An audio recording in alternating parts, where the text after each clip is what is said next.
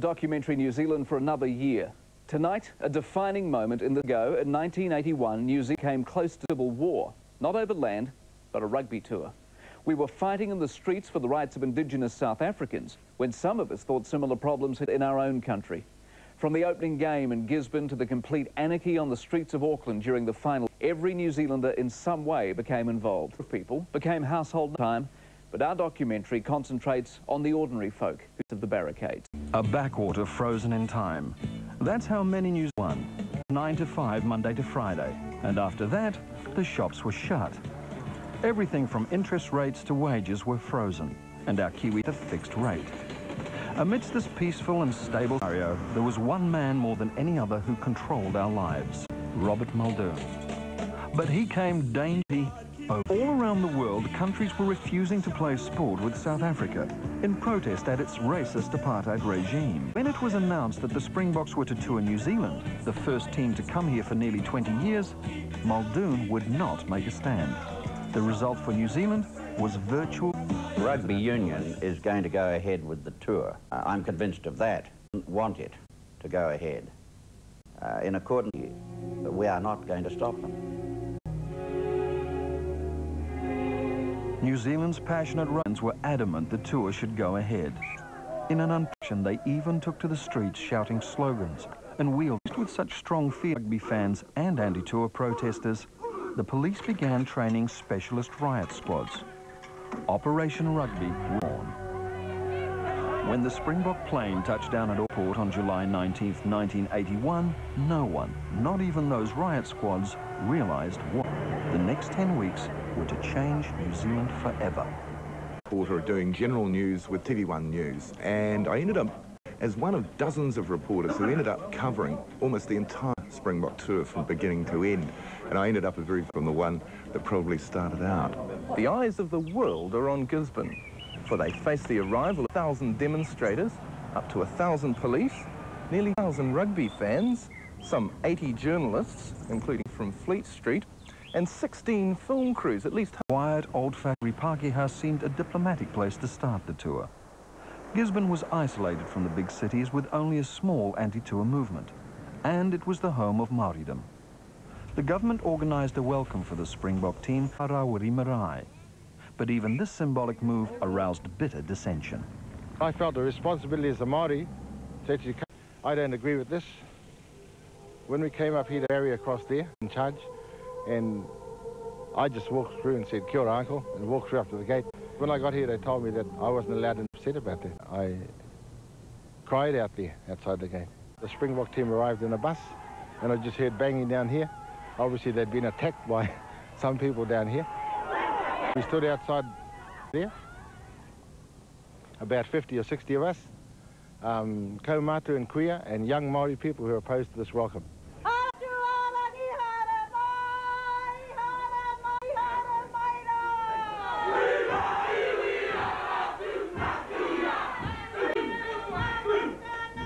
The official welcome, and even the Māori Council. When it was the turn of the Council's president, Graham Latimer, to address the Springboks, he welcomed them. Then an almighty challenge. We will not be making another such welcome on a Māori Marae. It is prepared to change its policies on apartheid. I know that people who are pro-tour would say, well, what did we visit us? We give them hospitality, but this just... There were many parallels between what happened to the black people in South Africa at that time, under the apartheid system, and things that were happening in our country. I remember being down on the East, South African man, and one of the kaumatuas, Tommy Tamaro, said, well, it's all very well for us to be concerned about the black people in South Africa and the coloured people, but what about our issues here? What is that? And he said, our language, our land. So it was a kind of a looking back and really examining what was happening to us. So we had to teaching Pākehā people who were with us on racism here in New Zealand. And that's what gave it the added zing, the added power. tour was that we were fighting out by proxy our own racial problems that we couldn't confront ourselves. We weren't confronting issues of racial discrimination at home, but we felt much more comfortable about fighting on an international level. No one knew what would happen at that first. The police lines formed, barricades were rolled into place, and an eerie silence descended. And first protests. We were filming outside the Springbock, and the crowd were slinging insults at the police, calling them fascists. And I can remember thinking to myself, you know, this is dumb, this is, you know, a kind of strange head-butting was already going. And my sympathies, actually, I felt very sorry. I was standing there quite impassive. I remember making a mental note that the police were actually quite disciplined. Specialist riot squad had been flown in, swelling police number 100. The police thought they could. Some protesters kept a committee and did all the stuff for the 81 tour. I had to organise a van, basically. That was one of my things. We had to get people down there and drove to Gisborne in the middle of the night. And yeah, it was great. Gisborne was a great adventure, really. Yeah, on one arm, I had this guy who was an orchardist in Gisborne. He was in the National Party, and he was just really incensed about the whole apartheid issue, and that. He was on one arm, and there was a mongrel mob guy on my other arm. He was great. He was just into it as well. There's whole piles of different people. A little tiny woman, and you know, she must have felt really uncomfortable. There was such a huge mixture of people just in this little group of 4 or 5 of us. These were middle New Zealand, still, you know, national. As the game started, 5 protesters tried to make it onto the field. The 20,000-strong crowd, more than the entire population of Gisborne, seemed unperturbed. They were not aware that 400 more protesters were on their way. So when we were coming in across the golf course at the back of the stadium, the whole march fanned out, and people started linking arms, you know, and in this huge wave. It was a fantastic feeling. I would see the crowd on the bank turning around and facing the fence and looking at us, because with the banners and this big group of people, it was quite impressive. Despite the approaching continued, fierce and fast, by the end of the first half, the Springboks were leading Poverty Bay 10-0. Here, and all the dips in the golf course are full of water. There were a lot of lakes, and we had to walk straight through them. I can remember my trousers being in mud up to my knees. We managed to walk that entire distance without a police. We arrived there by sprinting. We'd been ordered to stand, no doubt. God knows how the police. But it was a silly mistake on our half. If we had have gone around to behind the goalposts, we would have been able to charge straight through because there was no bank there. But in the heat of the moment, we just charged at the most inaccessible point in the whole bloody ground. Relatives in the police force there on the bank. Whānau, friends and policemen who I work as a social worker. So that was quite scary, not knowing what was going to happen. The demonstration came up to the line and didn't stop. They came up the bank with a roar. Just fighting that began was utterly. It was like trench warfare. I suddenly realised that everything had changed, and you got the power of this protest movement, and that it was going to be a head-on clash. Protesters at Gisborne frightened even themselves at how far they were prepared to go. Stop the tour. It was an ominous sign of what was to come. They weren't going to stop at a police line. They weren't going to let a fence stop them. They were just going to go on, and they had the one objective of getting into the ground and stop. This time it was a victory for the Springboks, and to a lesser extent for the police. They'd kept the game going, but they'd been set, and they'd underestimated the anti- and pro-tour feel more malevolent. The day I was arrested for rioting, it didn't make it easy for me in my work, being a social, working with families in this district, some who snubbed me. There were colleagues at work who understood where I was coming from, some who supported me, some who didn't. Pro-rugby social worker who just wouldn't have anything to do with me. You know, he just evaded me ever since that time. There was an uneasy truce for 5 days. Protesters prepared for round 2. Hamilton. The police had their trained riot squads, blue and red, and they now knew how far protesters were prepared to go. In rugby country, police were nervous, because whatever was to happen here, the whole world would know about it. Through the first live television... As a commentator, I was just doing the job as a broadcaster and wasn't intrude at all. Whether I was pro-rugby or anti the tour, didn't matter. I was going to broadcast the games. It's exactly the same reasons I broadcast games in South. As the tour went on, it was impossible not to start to form opinions. No one said that South Africa was okay. There was always problems with how to deal with it, and whether there should be sporting contact or whether the end to apartheid more. Politics had no business in sport because it denied a lot of sports people their legitimate watch sport at any level. I named ground in 1950 and watched Waikato beat the Springboks, gave us all a terrific. That's it again. And unfortunately, it wasn't to be. People had different stands on it. Some were pro tour, some were we should go ahead, but were willing to do the job. I was right into my rugby. It was, the government had made a decision to let them come rugby, so yeah, I was pro tour. Here at Hamilton, the word was there would, but the one place that there weren't barriers is where they invaded the ground. But I think before that invasion, there was real tension. The morning meal was terribly exciting. It was such loads for people. It was a massive mobilisation of New Zealanders. It was fantastic, really. Protesting had become even more proactive than ever. Normally the protest that I was very passive. You had your shouting and you had your placard. You know, there was a determination to stand outside and shout and carry on. There'd been a whole group of people bought tickets. Their plan was to infiltrate the crowd in at Gisborne, where inside the fence, and it became impossible to get through. Turned on us. We were dotted around the perimeter of the ground in the blue sort of just uniform. We took all the riot gear in that, but we weren't used in that capacity, because that almost was a bit confrontational for New Zealand public, which was fair enough, you know. We'd trained with the gear, and it was the best that was available at the time, the superior stuff. So we were quite familiar with it, and we used it a lot. There are a lot of people around, especially younger ones, that wouldn't believe the intent. I'm sure when they see some of the footage against New Zealand and the feeling how strong it was. A lot of people are hardcore, and we were aware here at Hamilton that there were some protesters on the Tristram Street end, the northern end, on the bank there. We had come into the Hamilton days in that the ground was protected on 3 sides but not a 4th, and we could hear from our police radios that the protest movement was getting closer, and the ground we heard through the radio they were coming through to the unprotected side. And it happened so quick. Hundreds of people just grabbed the fence and it just pulled it off. It just peeled off like a banana skin. And then our plants in the crowd just parted like we had planned, and got under the field, got tackled by the cops. Stage were wearing tracksuits and rugby boots. Their role was to tackle anyone who ran on. After about 6, they had about another 300 to go. Field, driven combination of euphoria and fear. We had a simple wooden cross. Couldn't see the Christianity and protesting against the Springbock tour. And it wasn't the best place to try to explain it to them with that intense emotion. If we'd got to them straight away, some progression seemed to sprout roots and grow into the ground, and with their weight and numbers, no doubt, had some comfort in that.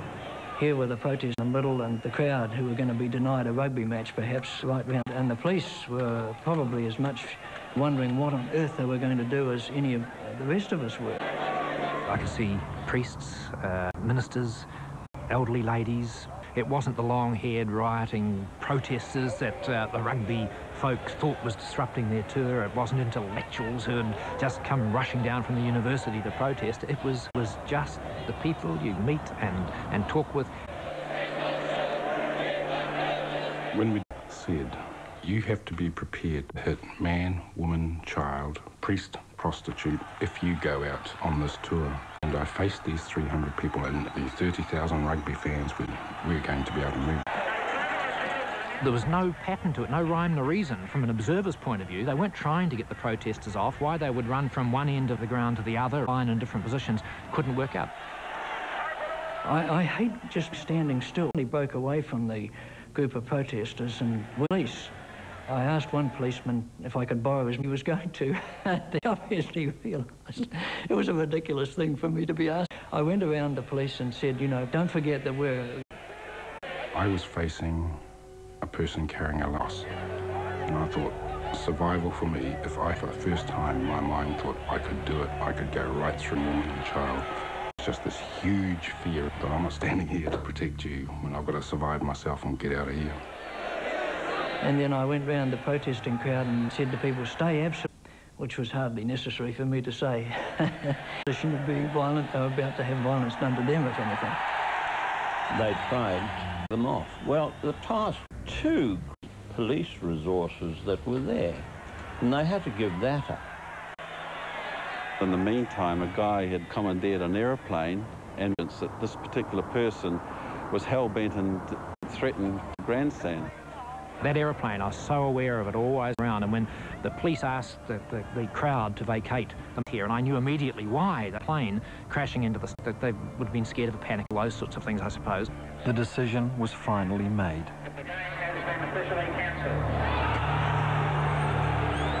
It was an absolute denial of our rights to watch sport. And then the order came that we were to escort these people off, and I couldn't believe it. The greatest round from facing 300 people to now face 30,000 who were screaming because their game was called off. Ground except through the thousands of incensed rugby fans screaming for this was a recipe for the disaster that was to come.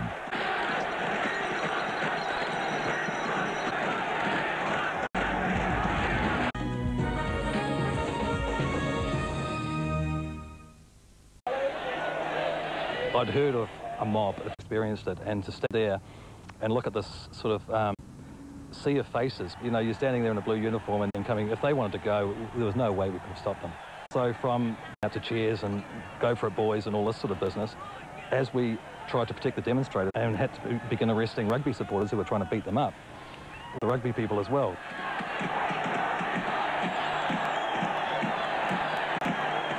As we marched towards the crowd, I thought, oh, that happened to me.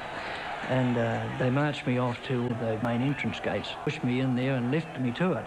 And I made my way through the crowd, and I was very annoyed people on either side. There, part of that ground was full of natural hazards, and they were just pelted with that rugby crowd could lay their hands on. The crowd's anger exploded as the rugby fans charged into the streets. The police presence to the protesters' own medical teams to try to protect the wounded. We're all poor, we're all nurses. We weren't actually part of it because we decided that we needed to have some safe, thought there would be some minor injuries. What did happen was going to happen. I was assessing this. 80, 2001. Senses semi-conscious, really. People, I didn't know whether they were people who were for us or against us, and suddenly, just in my line of vision, into my face came a steel boot. And I just automatically, you know, pulled back. And it was most extraordinary. I was just stunned. And so they decided to pick her up. Pick up this person, put her in the back of the van, and there, because there were more people came around and they started rocking the van, and they were just having no regard at all for this woman. He said, you know, can I do anything? You know, so I don't know how he got us out. It was just a mob surrounding us. A couple of people started chasing the van, and then it became a target, and all these people started chasing it, you know. We were going into the flow of people coming out of the stadium, and one guy chucked the screen, full can, smashed the windscreen. Stage, I saw some man pick out, it looked from the like a steel stake, and he came running, like, you know, the windscreen. And it was like in slow motion. He was going to, well, have killed Hef. He would have got it right through the window, and he was there. But just lucky he missed. We were going forward, and as he hit the side of the van, it pierced right through the side of the van. We were managing to make some sort of break. We saw this line of police going along and sort of trotting in formation, and we called out to them to help us in real danger. Scene for the worst violence against the police in New Zealand history, and the biggest police operation ever. By the time the police and protesters met at the Cest, Wellington, they were hardened combatants. Ironically, it was the rugby supporters who stayed home. Wellington was like it was calculated. In the early hours of the morning, we fell across the railway track. Motorways were closed by groups of people so there was this real calculated move to stop the game altogether, and that was in the early hours of the morning, let alone the protest and attacks at various points of the ground. The police were elated than the protesters. Informants had info movement and blocked action. No matter what the protesters did, the police were waiting, but neither side was giving an inch. When the first batons came out, they went to body padding, and then they built the shields. Every weekend, every demonstration, it ratcheted up tension, one more level of violence, and by that last match, and all that tour had gone on, there would have been deaths, and it would have been in Auckland, the police thought they'd broken the protest movement, but the frustration the protesters felt at not stopping the tour had just increased their anger and willingness to fight. I had a colleague who was in the intelligence section of the police who was actually staying with me, and he says, there's no information about tomorrow, it looks like it's a fizzer, and I thought, joking. This is the last day of the tour. It is the biggest issues of race, and you're telling me there's nothing happening? And they, well, the history. It was like a war. The protesters divided into squads and then began maneuvering until 30,000 people approached the one battleground. Whites to the right, blacks to the left. That's the way it works. All protests that we could, which I think was just about every protest that, as the enthusiasm that you can only have when you're 15, we were totally righteous about what we were doing, the chance. That was the way we were brought up, and there was no question.